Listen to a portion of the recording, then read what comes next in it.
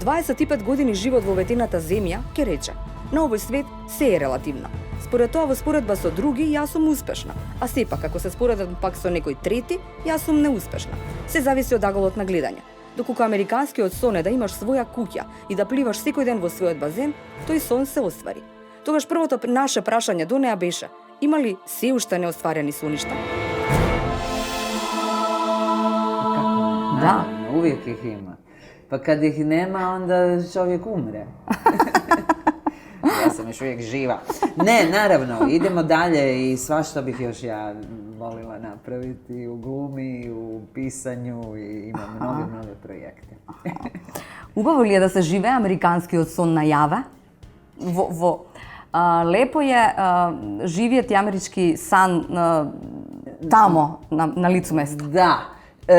Znam, da, dobro, američki san, da, šta je to? Je li to neka? Mogli bismo o tome mnogo pričati, da li uopće američki san je ostvariv i kako danas stvari stoje u Americi sa uopće idejom takozvanog američkog sna. Ali neki svoj mali san, eto, se na neki način ostvario, jeli, u nekim segmentima, u nekima nije. I to je okej. Mislim, čovjek treba prihvatiti realnost. Дали ви беше сон всушност да живеете под знакот на Холивуд во куќа Pa to je во Лос smiješno, mislim, Анџелес?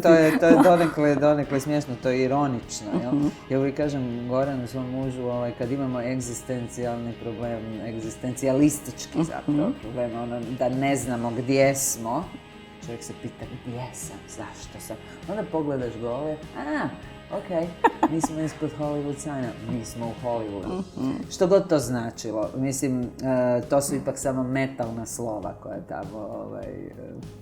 koje su tamo. Ona nikad nisu osvjetljena, jeste to znali? Ne osvjetljuju ih. Oni su užasno skromna i po noći ih se ne vidi. A onda često brda budu u magli i onda recimo dođe neki prijatelj i hoće vidjeti ta slova i nema ih.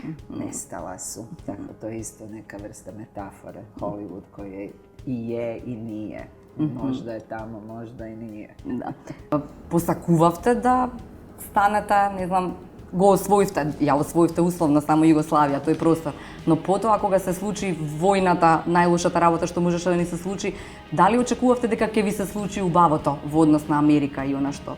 Ne, mislim, nikada. Osim toga, ja nikada nisam imala taj američki san. Ne, nikada. Ja sam jako puno putovala od svoje 13. godine. Sam putovala sama po Evropi i prošla sam je cijelu uzduž i poprijeko. Moji su roditelji, na sreću, i tu sam im jako zahvalna, mislili i smatrali su da je to najbolji ulog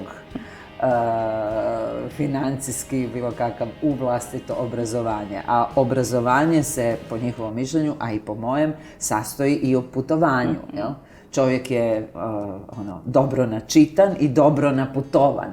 To se nekako smatralo dijelom obrazovanja i apsolutno se slažem s tom idejom.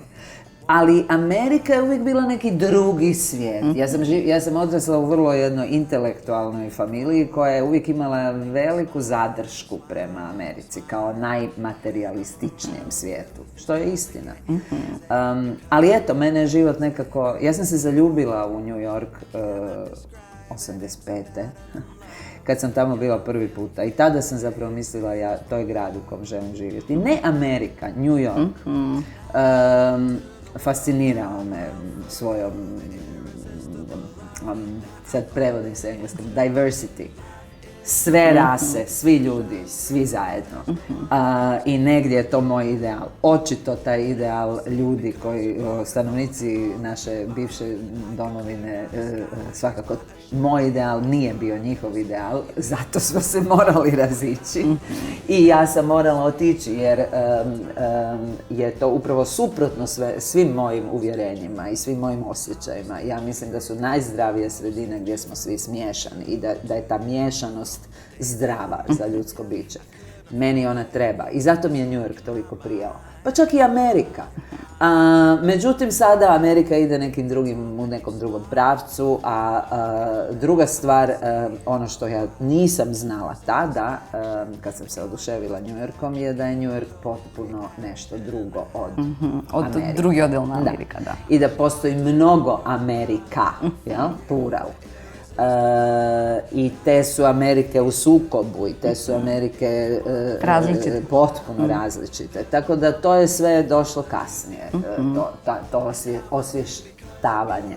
A u Los Angelesu nikada nisam, u Hollywoodu nikada nisam maštala zapravo, nego me tamo bacio slučaj, posao. Tamo se snimala serija koju sam dobila iz New Yorka. Tad sam živjela u New Yorku i tako mi se desio Los Angeles. I to je život. Tako te bacite na mjesto za koje zapravo nisi spreman. Ja nisam po svojoj prirodi vozač. Međutim, sam sad u gradu u kojem ne možeš preživjeti ako ne voziš. Pa sam i to naučila i to sam savladala, jedvice. Ali, eto, svakakvi izazovi. Ili kako ste rekli na makedonskom izazovi? Pridizvik. Da.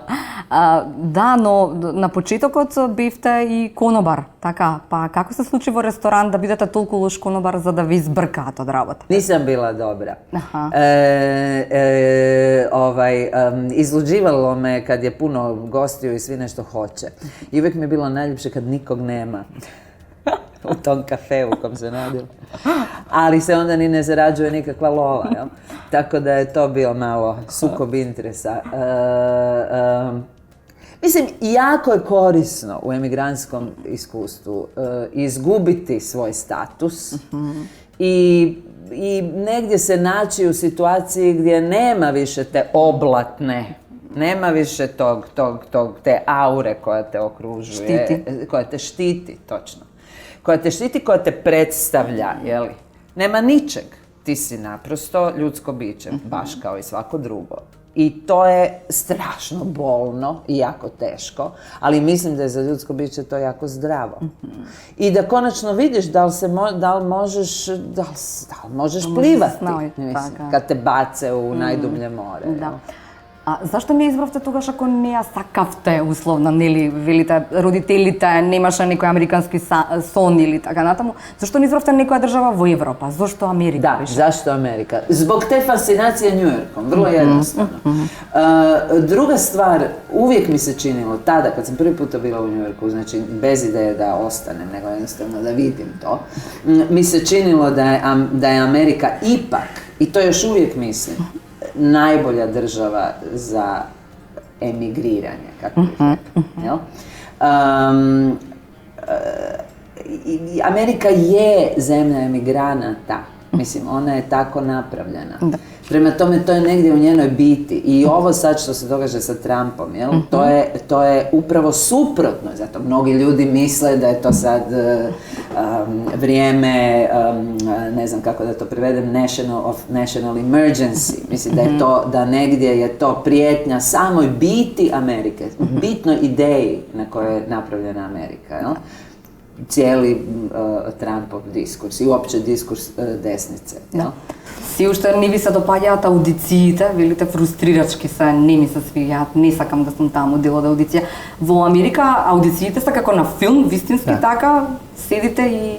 Ja ne znam kako se ikome može sviđati da ide na audicije, ali ima ljudi, znam jednu glumicu koja je rekla ja obožavam ići na audicije jer to je kao da sam na sportskom takmičenju. I to je na neki način istina, jel? Ti si tamo, moraš ih osvojiti.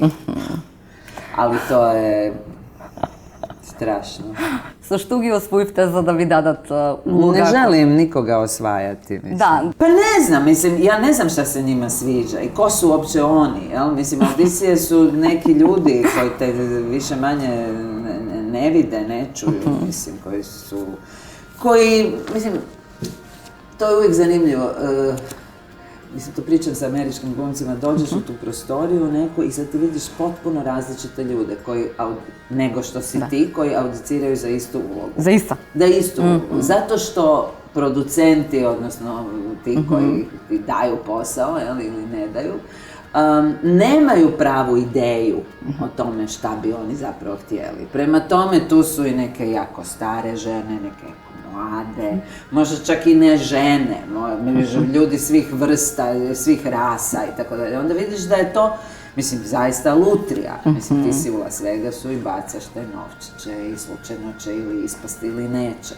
I to je jako teško, jeli? Osobito u nekim godinama, da si baš izabrao kao profesiju, da si gambler, da si kockar. Da. Sad, mislim, i to je gluma u Americi. Ti si zapravo kockar, ti se kockaš. I tako, možda će izaći na tvoje, ovaj rulet će se zaustaviti, a možda i neće. I negdje kad to shvatiš, onda je lakše podnijeti da te ne izaberu. Да. А на колку аудиции бевте пред да ве изберат на некоја? Многу. Pa ne znam, recimo za Babylon 5 je bilo, za Lost je bila jedna jedina audicija. I već za 5 dana sam bila na Havajima, što je bilo zgodno. Za Babylon 5, budući da je to bio ozbiljni posao gdje sam bila glavna uloga u toj seriji, to je bilo nekoliko audicija, to je onda screen test, jel? Pred svim tim producentima, ma mislim, strašno. Gore nego konobare. Otprilike tu negdje. Сте рекле дека кога немате работа, односно кога не сте на снимање, тогаш уживате во јога, уживате да шетате, уживате да уживате. Да. А што правите тогаш? Uživate. Uživam da uživam, tako je. Eto, to je, ja mislim da je to bit svega, da nađeš takve neke male stvari koje te čini sretnima. A to je, zato treba isto napor. Da se ne daš svim tim, mislim, prvo, Amerika je zemlja gdje svi stalno jedni druge uspoređuju, stalno je usporedba. Gdje sam ja, gdje su oni. Vidi kako on ima 10 kuća, a ja eto imam samo jednu. I upustiti se, a takav je sad postao i cijeli svijet je Amerika zapravo, nažalost, da. Ja mislim nažalost, a mnogi ljudi misle na sreću. Sad to je pitanje. Ja mislim da smo mi u socijalizmu imali, mislim, tu je bilo problema koliko hoćeš, jel?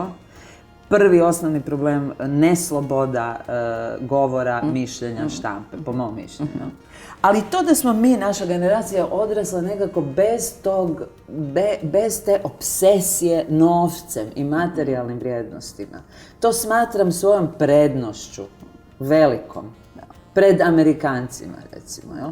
Ja sam sa svojim kolegom koji je bio isto tako postao moj prijatelj, ali jedan kolega sa te serije Babylon 5, ja sam mu pričala kako su moji roditelji, osobito moji roditelji koji su bili intelektualci i tako, znaš, taj prezir prema materijalnim vrijednostima. On je rekao, ja to uopće ne razumijem, ja jedini odgoj, jedina vrijednost koja se pred mene stavljala od mog rođenja je bila novac.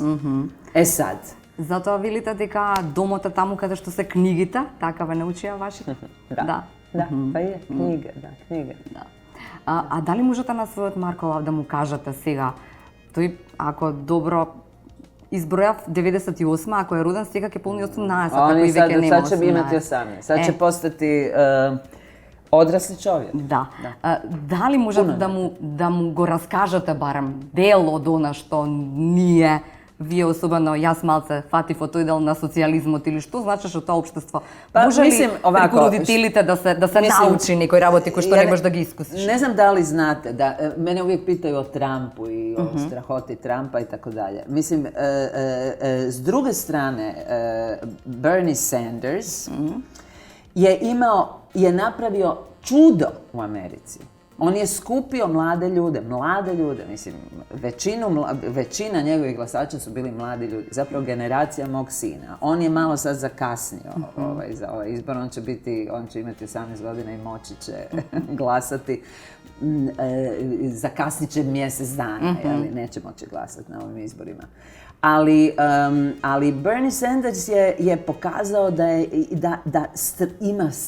da postoji velika snaga koja isto tako misli da bi nekako drugačije trebalo urediti ovaj svijet. Jel? I riječ koja se najviše gledala, evo to je statistika, pouzdana statistika, riječ koja se prošle godine najviše gledala online, u rječnicima i tako dalje, je bila socialism. Sad ću reći, I'm just saying. Tako da nije sasvim beznadno, jel? Da.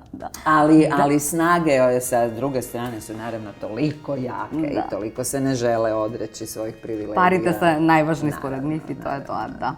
Дали, може би ќе ве чекнам таму каде што нели не сакате многу да зборувате, но може ли да замислите сега како би изгледало времето или што ќе правевте или до каде ќе стигнеше вашата кариера ако останевме во онаа Југославија? To je pitanje. Što ќе više? Što je da bi, ne znam. Možeš li da... Ne mogu zapravo zamisliti. Zapravo ne mogu zamisliti. Ne? To je zanimljivo. Da. I negdje mi se činilo da sam ja došla do nekog vrha, do plafona, da nije zapravo moglo dalje. I to je bilo, mislim, to je isto tako bio dio života u toj zemlji. Da nisi mogao ići dalje, da si lupio glavom o plafon i bilo je samo dolje.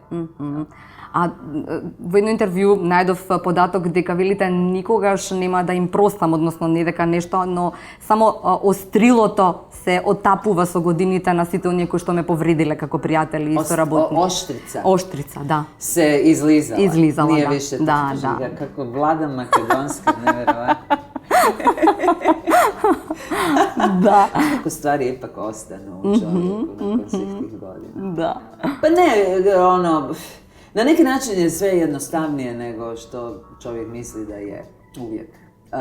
I što se tiče uspostavljanja veza sa mojim starim prijateljima koji, na primjer, su negdje nestali iz mog života kad je postalo teško biti moj prijatelj, možda čak i opasno, svakako neugodno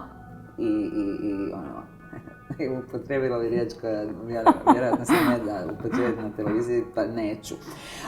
Znači, bilo je teško biti moj prijatelj i njih više nije bilo, jeli? A znamo da prijateljstva se pokazuju upravo u lošim trenucima. Ko je uz tebe, jel? Da. Međutim, i sad je prošlo mnogo godina i sa nekim od tih ljudi na koje sam bila ljuta i bila sam povrijeđena i tako dalje, ja sam uspjela uspostaviti novo prijateljstvo, odnosno nastavak prijateljstva. S nekim ljudima koji nisam vidjela 15 godina, vidjeli smo se i istog časa smo negdje mogli nastaviti tamo gdje smo stali. A s nekima ne. I to je jako zanimljivo, isto tako kao iskustvo, isto tako zapravo jedan poklon, jeli, kao iskustvo, užasno zanimljivo. Znači, s nekim ljudima možeš, a s nekima ne. I na kraju je upravo tako jednostavno. Oprostiti, ne oprostiti. Ne znam, bitno je moći nastaviti.